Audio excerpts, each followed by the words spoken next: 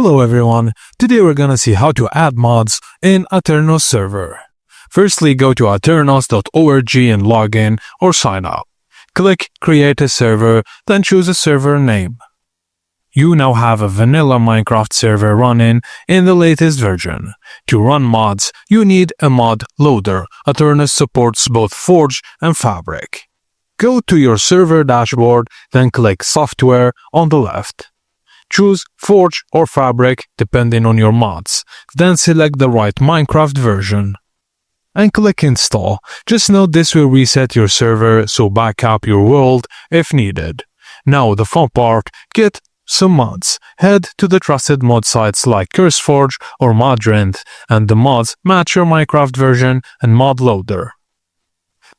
You download the jar file and you install any required dependencies shown on the mod page.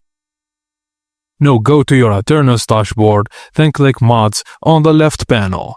Use the search bar if your mod appears, click Install, if not click Upload at the top of the Upload page, and restart the server once you're done uploading the mod.